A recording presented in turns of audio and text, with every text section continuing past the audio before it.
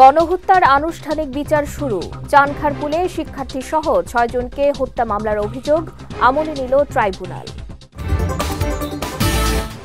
১২ ঘণ্টার মধ্যে কোরবানির বর্জ্য অপসারণ করা হবে জানালেন স্বরাষ্ট্র উপদেষ্টা। এবং আগামী বছরের ৩০ জুনের মধ্যেই জাতীয় নির্বাচন হবে বললেন প্রেস সচিব।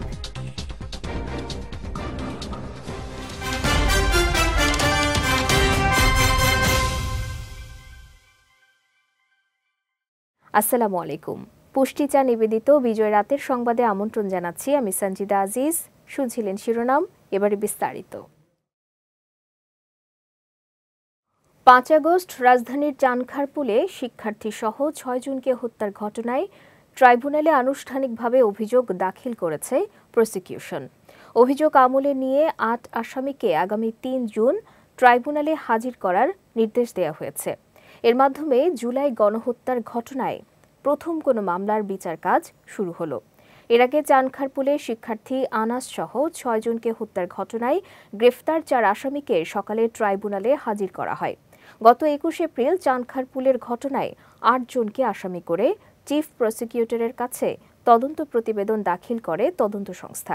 আসামিরা হলেন ডিএমপির সাবেক কমিশনার হাবিবুর রহমান, সাবেক যুগ্ম কমিশনার সুদীপ কুমার চক্রবর্তী, রমনা অঞ্চলের সাবেক অতিরিক্ত উপকমিশনার শাহ আলম ও ইমরুল, সাবেক এসি রমজান, শাহবাগ থানার সাবেক পরিদর্শক মোহাম্মদ আরশাদ হোসেন, কনস্টেবল মোহাম্মদ সুজন হোসেন, ইমাম হোসেন ও মোহাম্মদ নাসিরুল ইসলাম।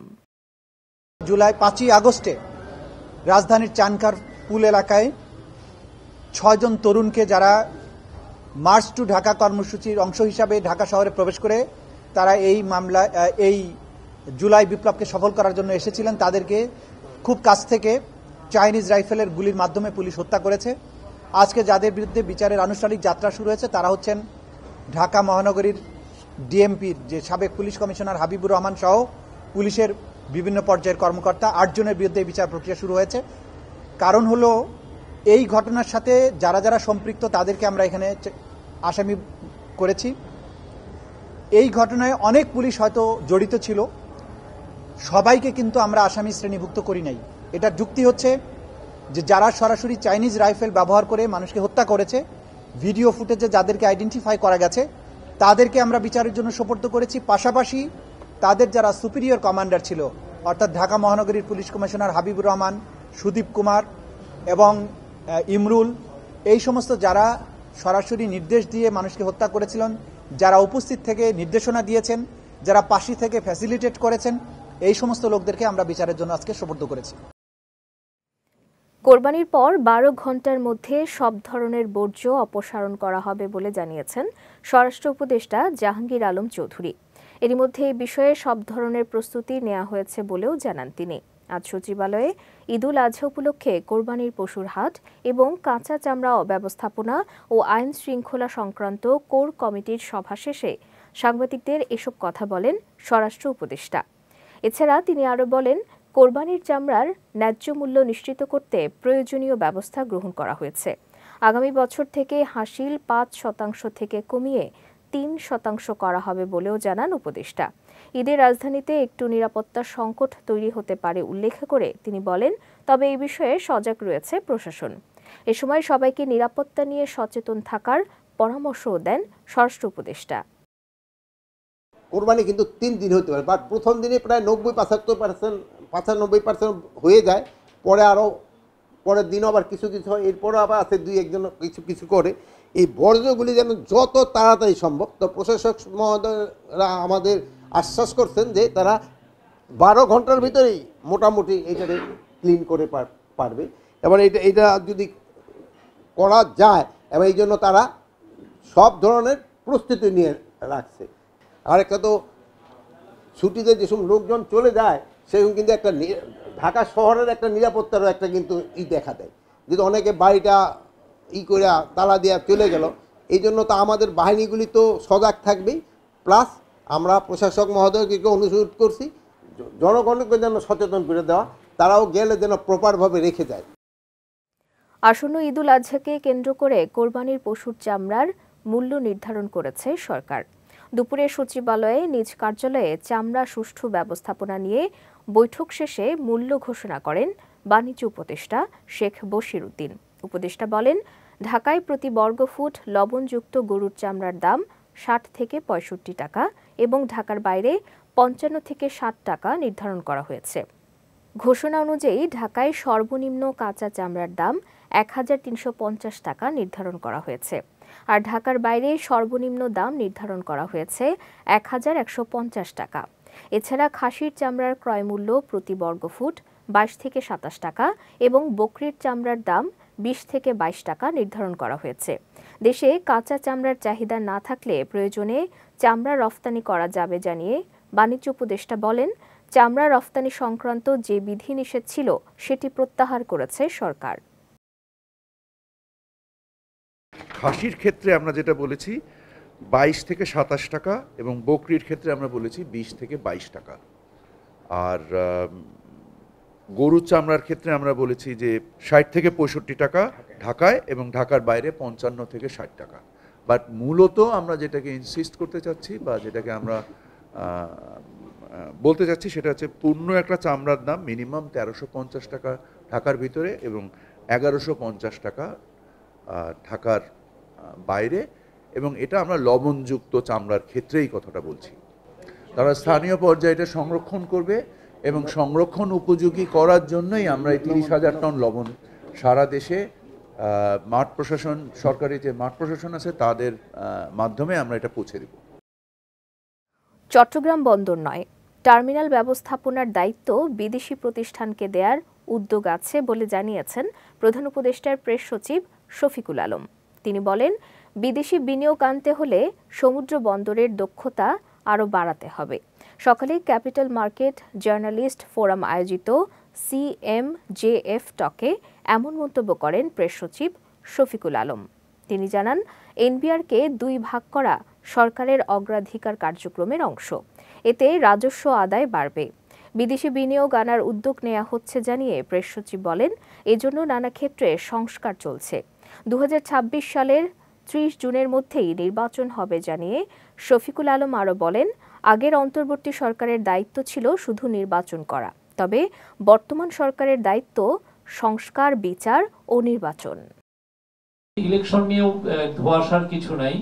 কালকে স্যার বারবার বলেছেন উনি এক কথার মানুষ এবং উনি ইলেকশনটা জুন ৩০, ২০২৬-এর মধ্যেই দিবেন। ইন্টারিম গভর্নমেন্টের কাজের মধ্যে ইকোনমিক রিফর্ম, মানে রিফর্মটা একটা বড় একটা পার্ট। আপনাদের ওনার ৩টা কাজ, একটা হচ্ছে সংস্কার মানে রিফর্ম, নির্বাচন, আর একটা হচ্ছে সরকারি চাকরি সংশোধন অধ্যাদেশ ২০২৫-এর খসড়া অনুমোদনের প্রতিবাদে সচিবালয়ে বিক্ষোভ করেছে বাংলাদেশ সচিবালয় কর্মকর্তা কর্মচারী সংযুক্ত পরিষদ। অবৈধ কালো আইন উল্লেখ করে এই অধ্যাদেশ বাতিলের দাবি জানিয়েছেন তারা। সকালে অফিস থেকে বের হয়ে জনপ্রশাসন মন্ত্রণালয়, স্বরাষ্ট্র মন্ত্রণালয়, গৃহায়ন এবং গণপূর্ত মন্ত্রণালয় সহ বিভিন্ন দপ্তরের সামনে বিক্ষোভ করেন কর্মকর্তা কর্মচারীরা। এ সময় অবৈধ কালো আইন বাতিল করার দাবি সম্বলিত ব্যানার এবং প্লেকার্ড প্রদর্শন করার পাশাপাশি এ বিষয়ে স্লোগান দেন তারা। গত বৃহস্পতিবার উপদেষ্টা পরিষদের বৈঠকে সরকারি চাকরি আইন ২০১৮ সংশোধন করে সরকারি চাকরি সংশোধন অধ্যাদেশ ২০২৫-এর খসড়ার অনুমোদন দেয়া হয়। কর্মকর্তা কর্মচারীদের পক্ষ থেকে অভিযোগ করা হয়, সংশোধিত আইনে বিভিন্ন কারণে সরকারি কর্মকর্তা কর্মচারীদের বিরুদ্ধে শাস্তি, চাকরি থেকে বরখাস্ত করার বিধান যুক্ত করা হয়েছে, যা অবৈধ। এদিকে সরকারি কর্মচারীদের দাবি পর্যালোচনায় জনপ্রশাসন মন্ত্রণালয় ১০ সদস্যের কমিটি গঠন করেছে। প্রধান উপদেষ্টা ও অন্তর্বর্তী সরকারের কঠোর সমালোচনা করেছেন বিএনপি নেতা গয়েশ্বর চন্দ্র রায়। বলেছেন, ডক্টর ইউনূস যত সুবিধা নেয়ার দরকার নেবেন, সেজন্য তিনি দেহত্যাগ করলেও পদত্যাগ করবেন না। দুপুরে জাতীয় প্রেসক্লাবে ১২ দলীয় জোটের আলোচনা সভায় এমন মন্তব্য করেন তিনি। বলেন, ক্ষমতায় থাকতে মৌলবাদীদের একসঙ্গে করেছেন প্রধান উপদেষ্টা ডক্টর মোহাম্মদ ইউনূস। এই মৌলবাদীরাই সারা বিশ্বে অশান্তি তৈরি করেছে। সরকার দুর্নীতিবাজদের না ধরে তাদের সঙ্গে আঁতাত করছে বলেও অভিযোগ করেন তিনি। এ সময় ডক্টর ইউনূসের সফলতা কামনা করে গয়েশ্বর চন্দ্র রায় বলেন, তিনি সফল হলে জুলাই আগস্ট আন্দোলনের সফলতা আসবে। এবার চিনিগুড়া চাল নিবেদিত জেলা সংবাদ।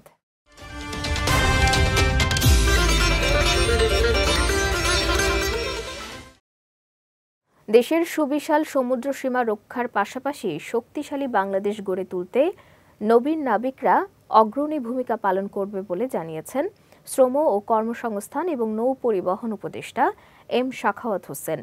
আজ পটুয়াখালীর বানৌজার শেরেবাংলা প্যারেড গ্রাউন্ডে অনুষ্ঠিত নৌবাহিনীর 2025 ব্যাচের 463 জন নবীন নাবিকের শিক্ষা সমাপনী কুচকাওয়াজ অনুষ্ঠানে প্রধান অতিথির বক্তব্যে তিনি একথা জানান। বলেন, দেশমাতৃকার সার্বভৌমত্ব রক্ষায় নবীন নাবিক সহ সকল নৌ সদস্যকে দৃঢ় সংকল্পবদ্ধ হতে হবে। দেশের সুবিশাল সমুদ্র সীমা রক্ষায় নবীন নাবিকরা অগ্রণী ভূমিকা পালন করবে বলে অভিমত ব্যক্ত করেন তিনি। এর আগে উপদেষ্টা প্যারেড পরিদর্শন ও সালাম গ্রহণ করেন। পরে তিনি কৃতিত্বপূর্ণ ফলাফল অর্জনকারী নবীন নাবিকদের মাঝে পুরস্কার বিতরণ করেন।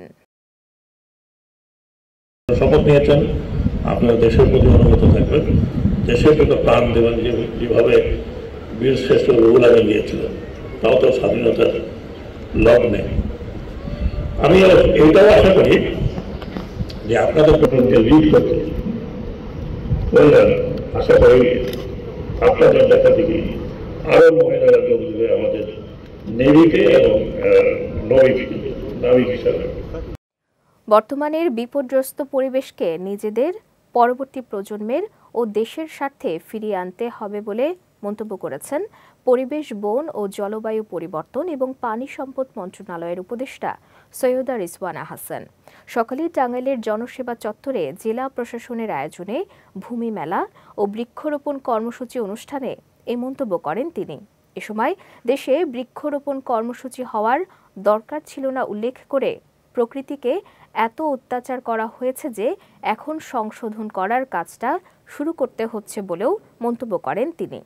জেলা প্রশাসক শরীফা হকের সভাপতিত্বে অনুষ্ঠানে পুলিশ সুপার মিজানুর রহমান, অতিরিক্ত জেলা প্রশাসক মোহাম্মদ আবদুল্লাহ আল মামুন সহ অনেকে উপস্থিত ছিলেন।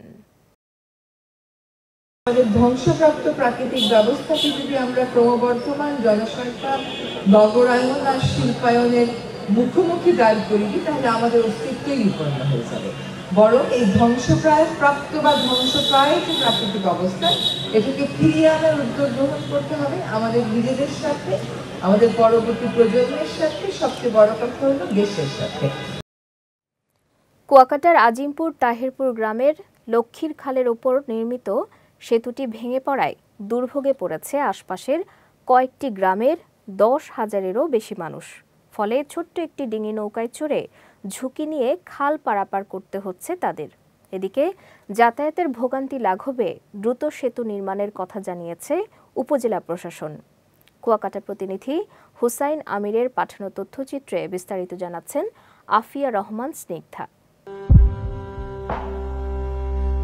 কুয়াকাটার লতাচাপলি ইউনিয়নের আজিমপুর তাহিরপুর গ্রামের লক্ষ্মীর খালের উপর নির্মিত সেতুটি 10 গ্রামের মানুষের যাতায়াতের ভরসা। প্রায় 5 বছর আগে চলাচলের অনুপযোগী হলেও সেতুটি সংস্কারের কোনো উদ্যোগ নেয়নি কর্তৃপক্ষ। সম্প্রতি সেতুটি ভেঙে পড়ায় ভোগান্তিতে পড়েছে শিক্ষার্থী, পর্যটক সহ হাজারো মানুষ। খাল পারাপারে এখন তাদের একমাত্র ভরসা ছোট্ট ডিঙি নৌকা।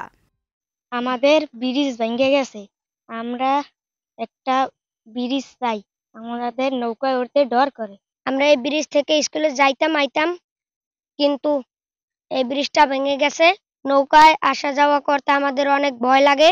আমরা নতুন একটা ব্রিজ চাই সরকারের কাছে। আমরা মাদ্রাসা যাওয়া আসা করি, এই ব্রিজটা ভেঙে যাওয়ার কারণে আমাদের ছাত্র ভাইরা এই ব্রিজ থেকে যেতে পারে না। আমরা নৌকায় যাই, আমাদের খুব ভয় করে যে কোনো সময় নৌকা ডুবে যেতে পারে। তাই আমাদের সরকারের কাছে একটি আবেদন চাচ্ছি যে এই ব্রিজটা জানি তাড়াতাড়ি করে দেওয়া যায়। জনদুর্ভোগ লাঘবে দ্রুত সময়ের মধ্যে সেতুটি পুনর্নির্মাণের দাবি স্থানীয়দের। আমি ভ্যান চালাই, এই ব্রিজটা ভেঙে যাওয়ার কারণে এনে যাতায়াতের খুব সমস্যা হয়েছে। এরপর এখান থেকে এই বিভিন্ন এলাকার পর্যটক নিয়ে কুয়াকাটা যাইতাম, এনে আসতে আইতাম, কিন্তু কোনো কায়দায় এনার যাওয়ার আসা কোনো লাইন নেই। আমাকে ব্রিজটা দেখ খুবই একটা দুর্ভোগ, এই মাথায় হলে যে কলেজ, ওপারে একটা প্রাইমারি, এই জায়গায় একটা প্রাইমারি, আজিমপুরের ওই জায়গাটা হাই স্কুল। আপাতত যদি একটা বিকল্প কাঠের ব্রিজ হইতো মানুষের অনেক সাশ্রয় হইতো, নাহলে আমাদের মসজিদে আসা যাওয়া খুব কষ্টকর হইতেছে, ঠিক মতন আসতে পারি না। এদিকে যাতায়াত স্বাভাবিক রাখতে দ্রুত সেতু নির্মাণের কথা জানিয়েছে উপজেলা প্রশাসন। এই ব্রিজটা অনেক পুরাতন, আয়রন ব্রিজ। আর আয়রন ব্রিজ আসলে নামেই আয়রন, আর ওটা তো কিছু এফেক্ট থাকে, দেখা যায় কি সময়ের সাথে সাথে কিছু ক্ষতিগ্রস্ত হয়। তো আমি যেটা করেছি, আমার ঊর্ধ্বতন কর্তৃপক্ষকে বিষয়টা অবগত করেছি এবং ওই ব্রিজটা সহ আরও কয়েকটা ঝুঁকিপূর্ণ ব্রিজ যেগুলো আছে কলাপাড়ায় একটা লিস্ট তৈরি করে আমি পাঠিয়ে দিয়েছি। সেতুর অভাবে শিক্ষার্থীদের যাতায়াত, কৃষি উৎপাদন, সাধারণ জনজীবন ও পর্যটন স্পট মিশ্রিপাড়া মারাত্মকভাবে ক্ষতিগ্রস্ত হবে বলে আশঙ্কা এলাকাবাসীর। বিজয় টিভি নিউজ ডেস্ক। নরসিংদীতে তুচ্ছ ঘটনার জেরে শুভ মিয়া নামে এক যুবককে হত্যার ঘটনায় ৩ জনকে গ্রেফতার করেছে police bureau of investigation PBI.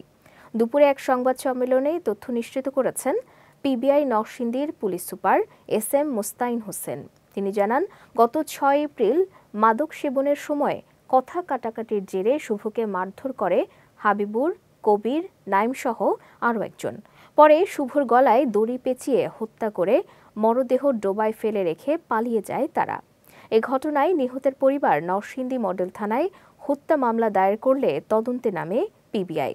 তথ্য প্রযুক্তি ও গোয়েন্দা তথ্যের ভিত্তিতে গত ২০ মে নারায়ণগঞ্জের সোনারগাঁও থেকে হাবিবুর ও কবির এবং ২১ মে চাঁদপুর জেলার মতলব উত্তর থানা থেকে নাইমকে গ্রেফতার করা হয়। প্রাথমিক জিজ্ঞাসাবাদে এবং আদালতে দেয়া স্বীকারোক্তিমূলক জবানবন্দিতে আসামিরা হত্যার কথা স্বীকার করেছে। এই ঘটনায় জড়িত বাকি আসামিকে গ্রেফতারে অভিযান অব্যাহত রয়েছে বলেও জানিয়েছে পিবিআই। যাচ্ছি পুষ্টি ড্রিঙ্কিং ওয়াটার নিবেদিত খেলা সংবাদে।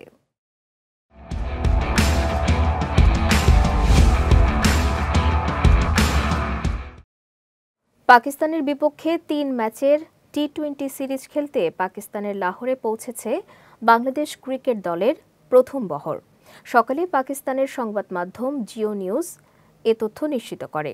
এই বহরে হাসান মাহমুদ, তানভীর ইসলাম, পারভেজ হোসেন, ইমন ও তানজিম হাসান সাকিব সহ দলের ম্যানেজার নাফিস ইকবালও রয়েছেন। বাকিরা আগামীকাল দলের সঙ্গে যোগ দেবেন।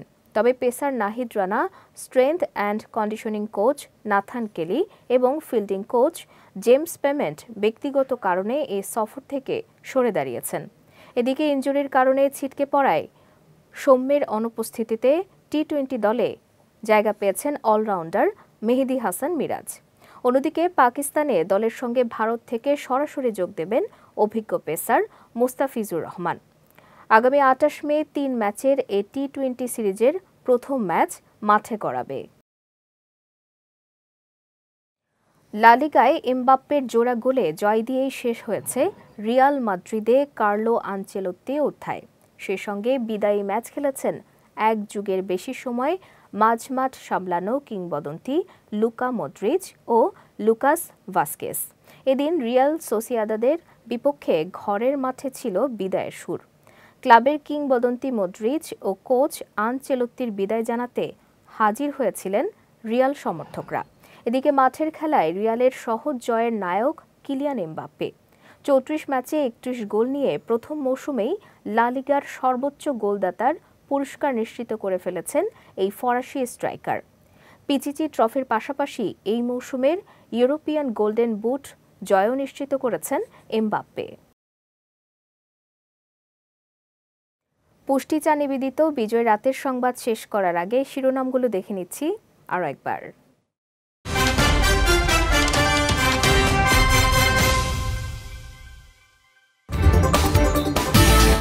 গণহত্যার আনুষ্ঠানিক বিচার শুরু। চানখারপুলে শিক্ষার্থী সহ ৬ জনকে হত্যা মামলার অভিযোগ আমলে নিল ট্রাইব্যুনাল। ১২ ঘণ্টার মধ্যে কোরবানির বর্জ্য অপসারণ করা হবে জানালেন স্বরাষ্ট্র উপদেষ্টা।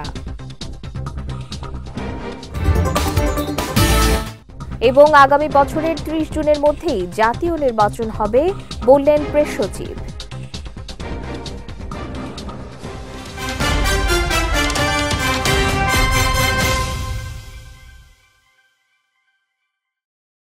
বিজয় রাতের সংবাদ শেষে আজকের মতো আমি সঞ্জিদা আজিজ আপনাদের কাছ থেকে বিদায় নিচ্ছি। আগামীকাল একই সময়ে নতুন সব খবর দেখতে চোখ রাখুন বিজয় টিভিতে। এছাড়াও আজকের বিজয় রাতের সংবাদের ভিডিও দেখতে পারেন আমাদের ইউটিউব এবং ফেসবুক পেজে। আমাদের ইউটিউব হলো youtube.com/bijaytvofficial এবং আমাদের ফেসবুক পেজ হলো facebook.com/bijaytvlimited। এতক্ষণ সঙ্গে থাকার জন্য ধন্যবাদ সবাইকে।